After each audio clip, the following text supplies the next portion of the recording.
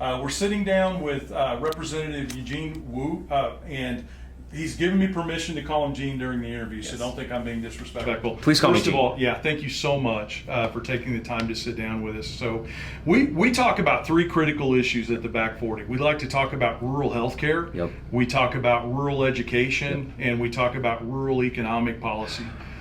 Before I get into that, I want you to tell me if I'm crazy or if I've got the right track here in regard to why this gerrymandering attempt is happening. So what we hear at the Back 40 and what we see in the polling is that Americans are not happy at all with the direction of the country right now. The president and the Republican politicians at the national level, they're underwater in every major category. And if you believe the polling, which usually it's fairly accurate, it looks like it's going to be a good midterm from the Democrats. And the way we've been reading this at the Back 40 is that the Republicans recognize this and that this is a backdoor effort to try to circumvent the will of the American people. Can you just talk about why are they doing this and what are the ramifications going to be for everyday voters? Sure. So, you don't have to understand what gerrymandering is. You don't have to understand what redistricting is. You just have to understand that people cheat. Right? And you just need to understand that when people are losing, they especially like to cheat. Right? And here's what's going to happen, just like you laid out. Republicans see the headwinds that are coming. They know. They don't think that it's true. They know that their policies, once people discover them, are wildly unpopular. Right? Especially in the rural communities, especially in rural America that receives a lot of government subsidies, that requires significant investment to stay alive, right? Including price supports, including all the different things that make life possible. Those are all being cut, every single bit of it. And not only that, at the same time, rural communities are getting hit with massive price increases, massive tariffs. And another word for tariff is tax. So President Trump, Republicans across this nation have helped instill the single largest tax increase on the middle class in probably a century. And this is going to result in the destruction of the American middle class. So you laid it out. You laid it out exactly. For the past 50 years, what people have not realized, what people don't get, is that for the past 50 years, Republican policies have quietly and carefully broken off pieces of America that made America great. The parts of America that made us great and kept us great were taken apart very quietly and sold to the lowest bidder. And so our jobs, education, and healthcare, exactly the things you named. Every single bit of this, piece by piece, slowly they take it away, they chip it away, and they sell it to other people. And they give it away to people who will then make a profit off of it, right? And every time they make a profit, that is taking more money out of your pocket. And what they have now realized is that the people are getting wise to this.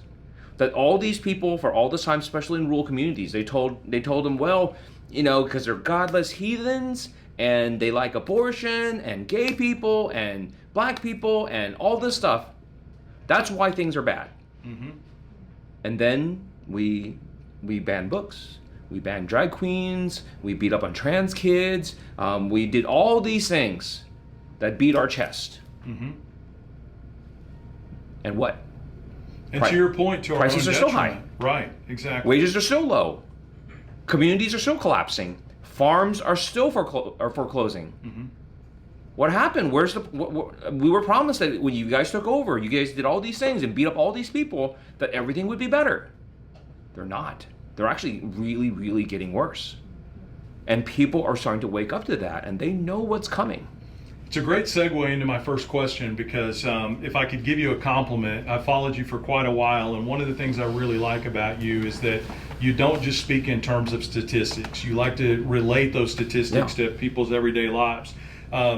and I never presume that anybody knows who I am, but when I was a kid, when I was 12 years old, I was involved in a really bad farm accident. I got my arm caught in the power takeoff in a tractor. I laid out there for almost 2 hours waiting for an ambulance to show up. So when we talk about cuts to rural health care, if that same accident happened today, I'd be in a hospital in 36 minutes. Can you talk a little bit about the healthcare deserts that exist out there, especially in Texas, and what these cuts will mean to rural Texans? I know it's weird for people to hear it from me. I'm a Chinese guy from the city, right? You know, other than having a really, really nice garden, that's about as much farming as I do. That makes you a farmer in the eyes of the USDA. Hey, I'll take it. So I grow my own food. So, but I know it's weird coming from me, but the healthcare issue in rural communities is a huge concern, because that is really the linchpin of what keeps a community together. Because you can say like, oh, well, my job's further out, I don't mind driving a little further out, or my school has to be a little further out. But if you cannot get health care, if you think that your family is not going to live if they get hurt, you will not stay at this place. That's right. You will go somewhere else, right? You're able to tolerate a lot of things, but saying that, hey, if my wife gets pregnant, her chances of dying just quadrupled, because our closest hospital is 150 miles away, right? People are going to leave or people are going to die. Right. And every time a hospital closes in the rural community, I promise you that's one more community that's going to die, right? Because people are not going to keep their families where they don't feel they're safe. And the statistics bear that out. Right now, our 400 largest agricultural counties in the country, they've been shrinking since 2010, to your point. I mean, I think Texas is looking somewhere like at least one hospital closure a month, right? And that, with Trump's big, beautiful bill, that's probably going to double, right? That's probably going to triple. I just can't imagine a single congressional district losing 8 rural hospitals. It is the death knell of the American middle class. I just got 3 things to say. God bless our troops. God bless America. And gentlemen,